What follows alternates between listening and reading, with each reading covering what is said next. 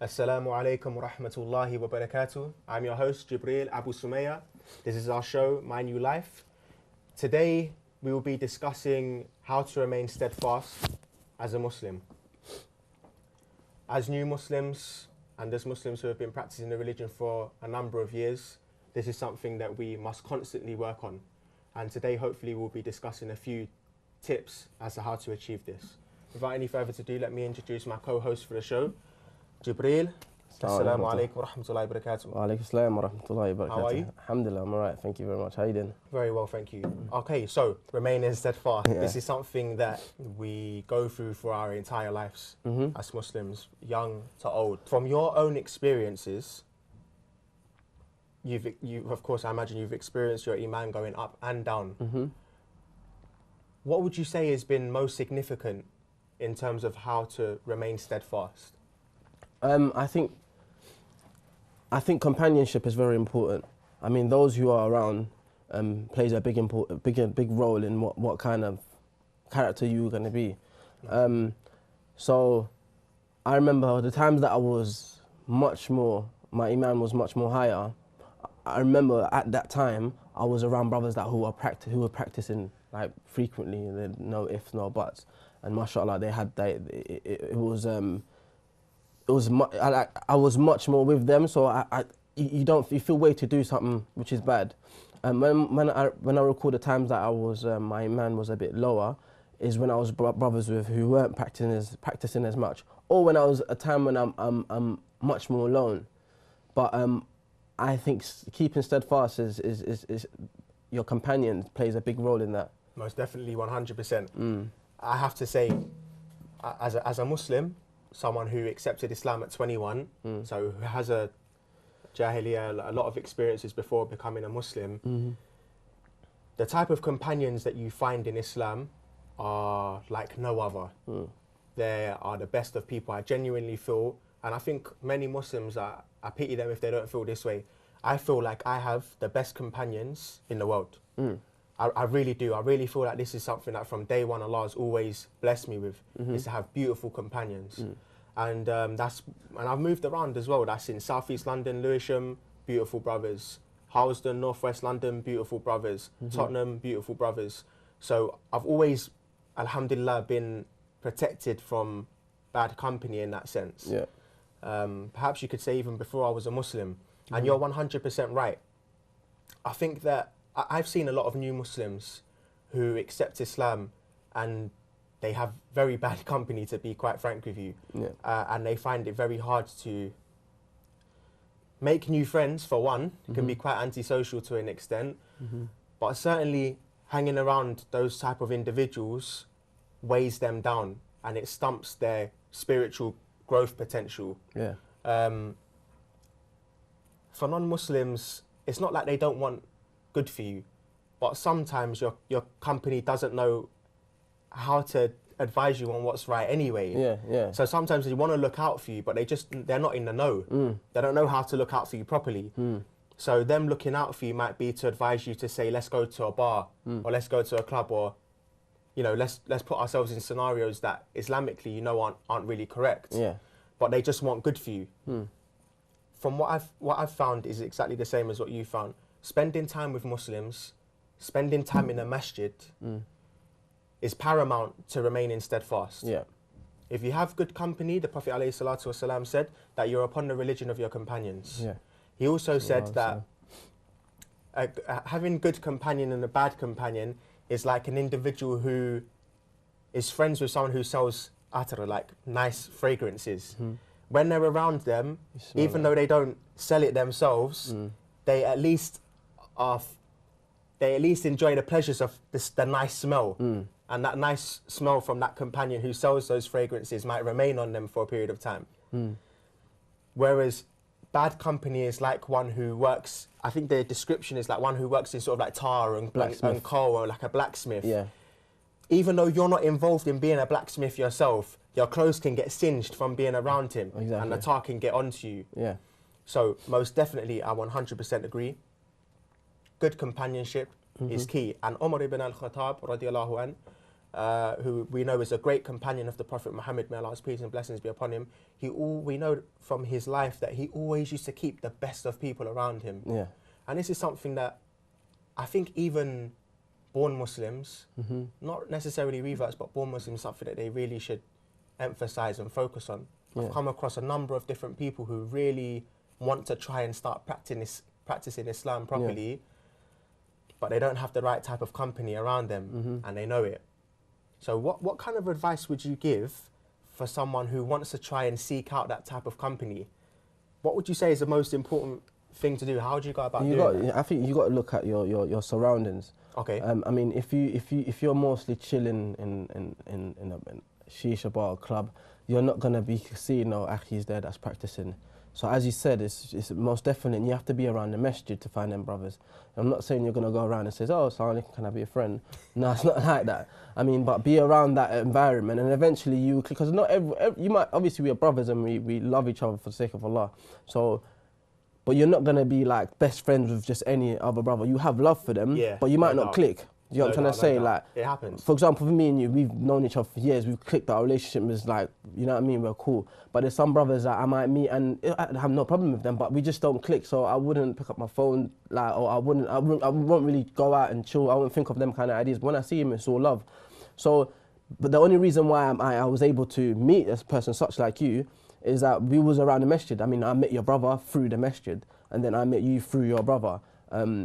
Similar place, if you're in a bad environment, you're going to meet people in that environment. And I mean, obviously it's easier said than done. You can't, it's not easy to leave that kind of scene because it's fun, you're going out and what have you. But there's many things you can do in the deen that's fun, that's permissible.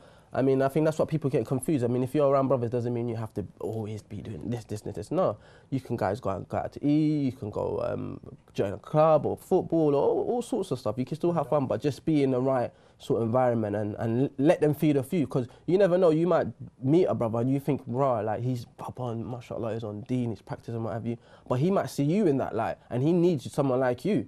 So you can feed each other as well. He might not be reading the Quran as much, but you might not be praying Salah as much, or stuff like that. So you feed off each other. It's definitely a misconception, and a misconception that can lead an individual to maintaining those bad influences in their life. Is this misconception that if you're a practicing Muslim, you can't have any fun. Exactly. Like, because you don't go to clubs, because you don't. Yeah, I guess if you don't go to clubs, I guess is the main sort of difference between us. That you don't do anything. You don't drink, you don't smoke, so you don't do anything. That's a huge misconception. And as practicing Muslims, and as I can speak for myself personally, as someone who really and truly now only has Muslim company, and what I consider to be the best of Muslim company, I know that we do loads of stuff. Like, for example, this weekend, one of my companions is coming back from the Islamic University in Medina, coming back to London. I'm going to be with them on Saturday night. We're going to be playing FIFA. We're going to be eating. We're going to be having a good time. Sometimes we go out and get milkshakes. There's so many different things you can do as a Muslim. And sometimes it can be nice to involve some of your non-Muslim friends in that, to introduce them to other brothers and try and bring them into a positive circle. You mentioned about the masjid and about spending time in the masjid. I think that if somebody is looking to develop positive influences in their life, then being in the masjid is 100% the way to do it. Without a doubt, there's no other way in my mind. There's no other way, not unless you have friends from college or uni who are already Muslims that you can chill with. If I didn't have any attachment to the masjid, if my brother wasn't in the masjid, if I wasn't in the masjid, then I can't see any way that I would have met your people like yourself, other brothers that I'm very close with. It all comes from that. And I think for sisters, perhaps it's a little bit more difficult because not many sisters go to the masjid like that. However, different masajid do have projects where sister circles and other projects. So obviously we encourage sisters to obviously look into those avenues also. Now, in terms of companions aside, which is a very important part of remaining steadfast, I would personally say that another way to remain steadfast in Islam would be to study the religion. If you don't know if you don't know about Islam, if you don't know about Allah, if you don't know about His Messenger, it's very difficult to remain steadfast. Yeah. There's a guy that does sort of like motivational talks. I think his name's Eric Thomas. They refer to him as E.T. And he spoke about what your why is. And he referred to a story where Mike Tyson fought Buster Douglas. And this is when Mike Tyson was world heavyweight champion. He was considered unbeatable, my favourite boxer as well, Mike Tyson. Yeah. And he ended up losing to this guy, Buster Douglas. And E.T. told the story, sounds weird saying E.T., Eric Thomas told the story of that fight. Now, basically, this is what happened. Buster Douglas was an underdog for the fight, like anyone would be fighting against Mike Tyson in his prime. Yeah. But his mum passed away a few days before the fight. And she always used to tell everyone that my son's going to beat Mike Tyson. Yeah. My son's going to beat Mike Tyson. But she died a few days before the fight. So he was highly motivated. Yeah. Highly motivated. He knew what his why was. Why do I want to win this fight? I want to make my mum proud. His why was strong. So went into the fight, he got knocked down by Mike Tyson. Mike Tyson dropped him. He got saved by the bell. He was in the corner. Everyone thought it was a wrap for him. Game over. Comes back out. Mike Tyson's moving to him again. And all of a sudden, this guy starts persevering, maintaining, and he starts to overcome Mike. And eventually he knocks him out, knocks him down. And the reason why he was able to do that is because he knew what his why was. He knew why he was fighting. He was motivated, he was strong. As a Muslim, if you don't know what your why is, then you're going to get beaten every single day. The dunya will overtake you every single day. And let me ask you the question, because sometimes someone might not understand what I mean by what is your why. So let me ask you the question to see if you understand. If you don't know, you don't know, and I'm definitely going to tell you. What is your why? Why do you practice Islam? Because I think this is what I was put on earth for to do. I mean, it's like I would say this is what I've been put on as humans. We were always put down to worship Allah alone. That's my why. That's your why. That's so my your why. why Allah has commanded me to. So the reason why I'm doing it is because of His commandments. Okay, so your why is because you know it to be the purpose of why you was created. And on top of that, I know if I act accordingly and why I'm doing it. Okay, now we're getting to it. Jannah, inshallah, will be there for me. Okay. And if I don't do it, Jahannam is there. Okay. So that's it. Yeah. That's your why. Jannah. That's why we practice Just Islam. heaven. Paradise. That is why we do Islam. That's why we practice it. Because let's say, for example, we knew Allah created us to worship Him alone, but there was nothing after it. There's so much out there in the dunya. Why don't you just go for it? Yeah. I know this is my purpose, but there's no punishment awaiting me if I don't do it. There's no reward for me if I do it. The why is Jannah. Jannah is the reason why we fast for a month. Of course, yeah. Jannah is the reason why we pray 5 times a day. Jannah is the reason why we don't go and link different girls and go and drink and go and smoke. This is why we abstain from certain things that people might perceive as enjoyable, even though we know it's harmful to yourself and to your body, but people consider it to be enjoyable. This is why we abstain from it, because we want to enter paradise. Yeah. If you don't have a why, and you don't understand your why, ask a sister who doesn't cover up, or ask certain sisters who do cover up even, why do you cover up? They say, because my parents tell me to, or because Muslim women cover up. These are the type of people that very often, in many instances, will wear a headscarf but then wear skinny jeans, for example, or sometimes won't wear anything, because their why isn't deep enough. They can't say, Allah says in the Quran, such and such.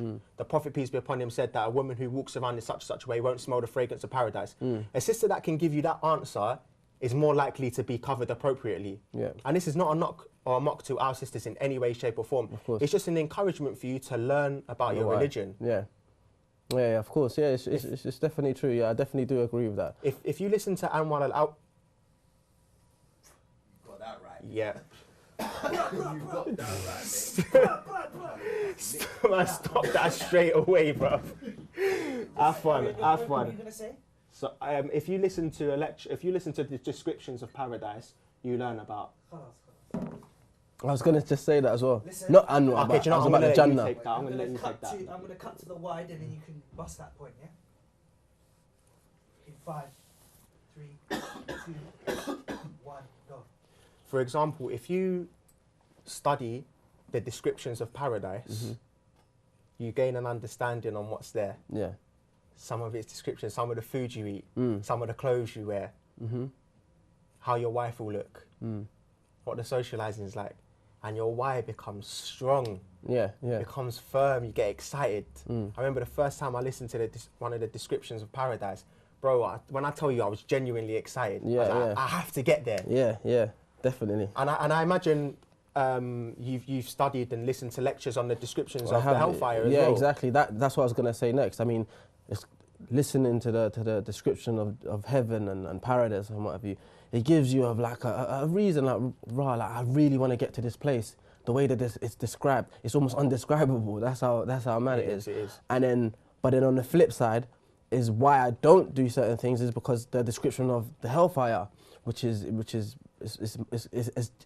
complete opposite.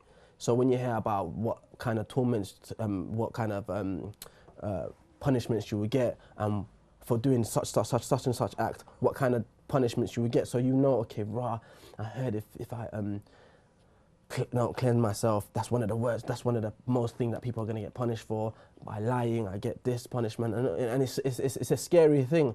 But then you have the best of the two is the most scary thing that I think, right, if I don't do it, and then you've got the most uplifting thing to think, oh, if I do it, I get reward with it. It's like being a child, like you remember when you when your mum said she's like 10 minutes away.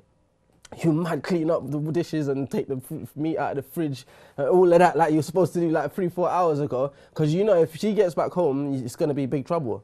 And on the flip side, when you do good at school and what have you, your mum's going to be excited. She's going to buy you them trainers that you always wanted, or she's going to take you to wherever you always wanted. So you, as a child, we had that fitrah, we had that thing like, if I do good, I'm going to get rewarded for it. If I do bad, there's going to be consequences for it. That incentivizes you, basically. Exactly, incentivizes you. So yeah, I do strongly agree with the why we do it, and that's what keeps you going. That's what keeps you going. Similar how we spoke into the about the last episode. You might stop praying and you might find it difficult to pray, but then if you remind yourself constantly, right, like if I don't pray, this is the situation, or if I continue praying and if I do extra prayers on top of that, I could build my house, build a bigger palace for myself in Jannah, stuff like that. If I read the Quran, and I'm gonna get more ajr for each letter I do, and stuff like that. It keeps you going, keeps you 100%. It keeps you motivated to go. Keeps your eye on the prize. You remain focused, and even with that knowledge, the dunya can still overtake you at times. Of course, yeah. But then you always have to have that understanding that Allah is merciful and that you should carry on. You should never ever stop. And so we covered about knowledge on our why, what incentivizes us, paradise,